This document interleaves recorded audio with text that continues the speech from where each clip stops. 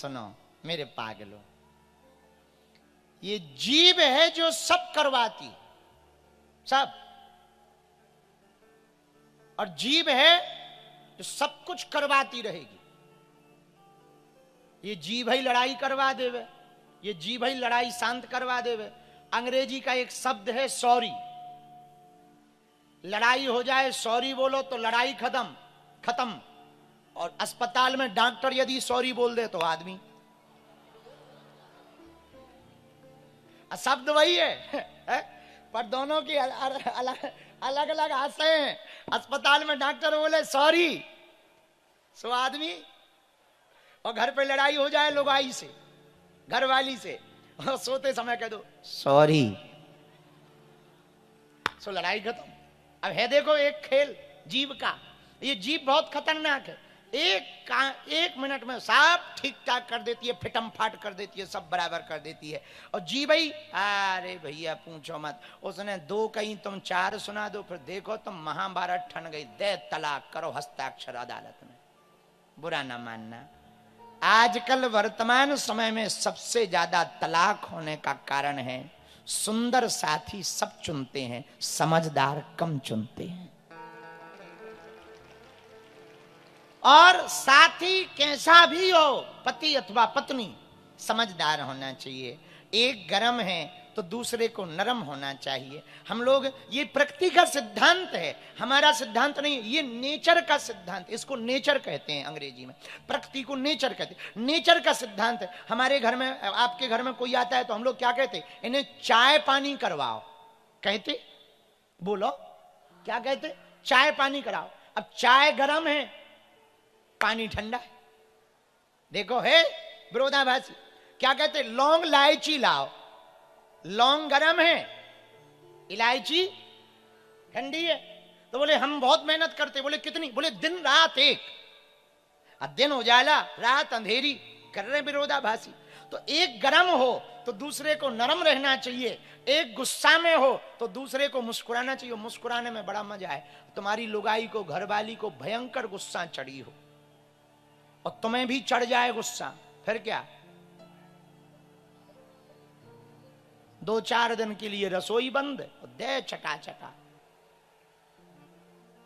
अब लेकिन एक गरम स्वभाव की, दूसरे नरम स्वभाव की, दुड़िया। अगर चलो, विवाहित पुरुष कितने बैठे, हाथ उठाओ, शादीशुदा, चलो आज गुरु मंत्र ले लो बेटा, हाथ नीचे करो, तुम लोग गुरु मंत्र लो हमसे, बाद में एक्स्ट्रा अलग से दक्षिणा दे देना हमको।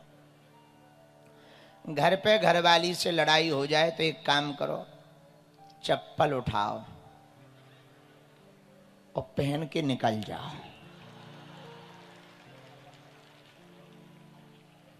क्योंकि जो तुम सोच रहे हो तो कोई नहीं कर सकता है।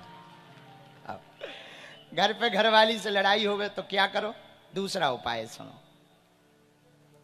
वो क्रोध में हो, तुम बोध में हो जाओ, वो गुस्सा में हो, तुम मुस्कुराओ। 2 फायदा है, तुम्हारी ऊर्जा भी खत्म नहीं होगी, तुम्हें 10 बातें भी नहीं बोलनी पड़ेंगी। और क्रोध में बुद्धि का नाश हो जाता है, तो कुछ गलत भी नहीं मुंह से निकलेगा और घर का कलेश भी बच जाएगा, कुछ नहीं बिगड़ता है। 2 बातें सह लेने में कुछ बिगड़ता नहीं है। यदि पति क्रोधी स्वभाव का है तो पत्नी को विनम्र रहना चाहिए, कुछ नहीं बिगड़ता है, भगवान उनके ऊपर कृपा करेंगे। बहुत विनम्र रह करके मुस्कुराते हुए बातों को सुन लेना चाहिए। और किसी को गुस्सा चढ़ी हो, भयंकर भयंकर गुस्सा, मान लो घरवाली को चढ़ी हो कि हमारे तो जिंदगी बर्बाद कर दी, और तुम बढ़िया हाथ बंद करके कहो ओहो। अब बताओ, कुछ बोला नहीं हो, गुस्सा का पारा बढ़ा दिया तुमने, न गाली बकी ना कुछ, पारा बढ़ गया। और जैसे ही वो और भनभना के हमारे सामने हंसो मत, नहीं तो हम खा जाएंगे कच्चा। हैं हम चाउमीन है क्या? अब बताओ, तुमने कुछ खास बोला नहीं, अपनी ऊर्जा भी खराब नहीं की और सामने वाले को पूरे जवाब मिल गए। तो जो मुस्कुराने में फायदा नहीं, मेरे पागलो, सोच कर बोलना, वरना बोलकर सोचना पड़ेगा। चील जरा रहा था, चील, अब चील तो चील उड़ता हुआ जा रहा था। एक मुर्गा था अंधेरी का, मुर्गा चंगीलाल, मुर्गा मुर्गा को अंग्रेजी में क्या कहते? क्रॉक। क्रॉक, क्रॉक्स, क्रॉक। अपनी अंग्रेजी बहुत हाई लेवल की है।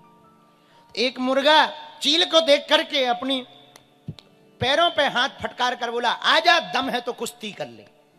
तो चील बोला, नहीं नहीं हमें नहीं करना। अरे दम है ही नहीं है, दम होती तो कुश्ती करता। चील बोला हमें नहीं करना। अब वो फिर हाथ फटकारे, आ दम है, आ कुश्ती कर। अब चील का भी दिमाग खराब, चूंकि चील बुंदेलखंड का था, हमारे गांव का, तो उसका दिमाग खराब हो गया। बोले अब जब ज्यादा ही कह रहे तो दे। चील ने ये तन से थपाड़ा, वहां से थपाड़ा, लड़ाई हुई। अब बाद में पक्का है चील को जीत नहीं है, चील जीत गया। मुर्गा बोला अरे हार गए, हम तो मजाक कर रहे थे। लेकिन जब तक चील घर गया तब तक उसके अंडे सांप खा गया।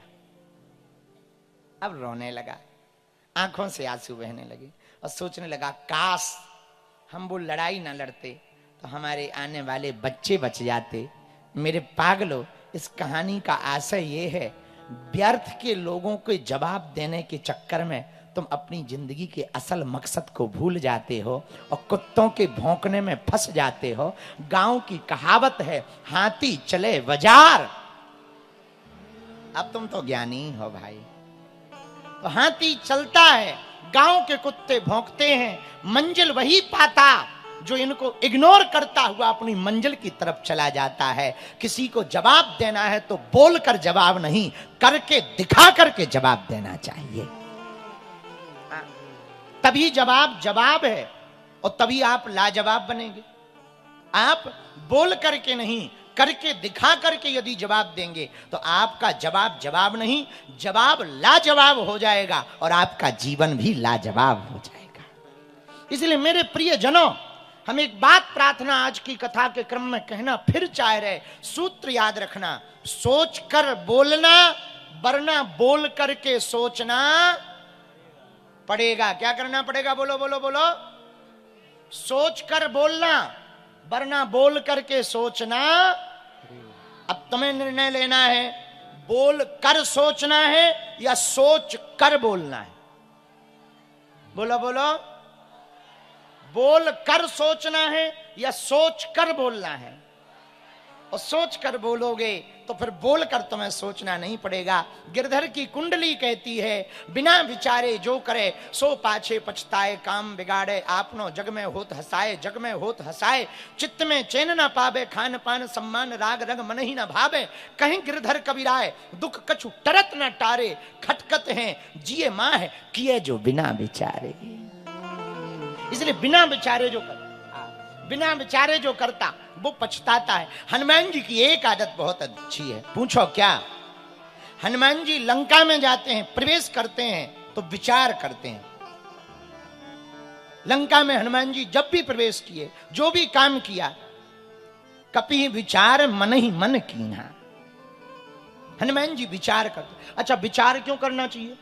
हम लोग बहुत उल्टे हैं, पहले प्रचार करते हैं फिर कार करते हैं, बाद में फिर बिगड़ जाता तो विचार करते। होना क्या चाहिए? पहले विचार फिर कार, फिर अपने आप प्रचार हो जाएगा। इसलिए मेरे पागलों, आज की कथा का सूत्र है, जिस जीव की बातें यदि जीवन में उतर जाएं तो जीवन सुधर जाएगा। जीव की बात जीवन में उतर जाए, जीवन सुधर जाए। अच्छा, जो काम जीव कर सकती कोई नहीं कर सकता। पूरे शरीर में सबसे खतरनाक है जीव। लो सुनो, लंका में हनुमान जी गए, विभीषण जी मिले। विभीषण जी बोले महाराज जय हो आपकी। हनुमान जी जय हो। हनुमान जी बोले बहुत बढ़िया, अच्छे आए अच्छे आए। दोनों लोग बहुत प्रेम पूर्वक मिले। हनुमान जी बोले और विभीषण क्या हाल है? अब विभीषण ने अपनी परिचय दिया कि हाल क्या है। महाराज हम तो बहुत बुरे फंसे। हनुमान जी बोले कैसे फंसे? जिमी दस नैने माहो जीभ बेचारी,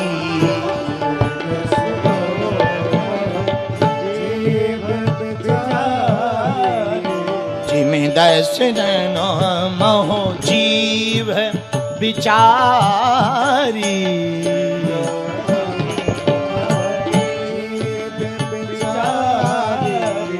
दसनन मोह जीभ बिचारी,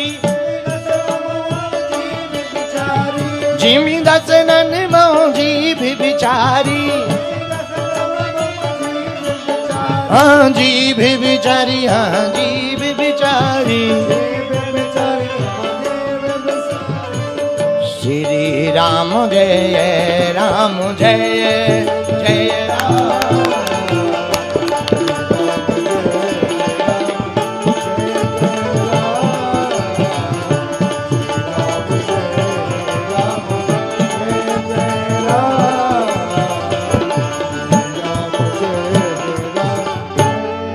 जैसे दांतों के बीच में जीभ रहती, विभीषण जी बोले हनुमान जी हम भी वैसे ही लंका में फंसे हैं, जैसे दांतों के बीच में जीभ फंसी। हनुमान जी बोले व्याख्या करो।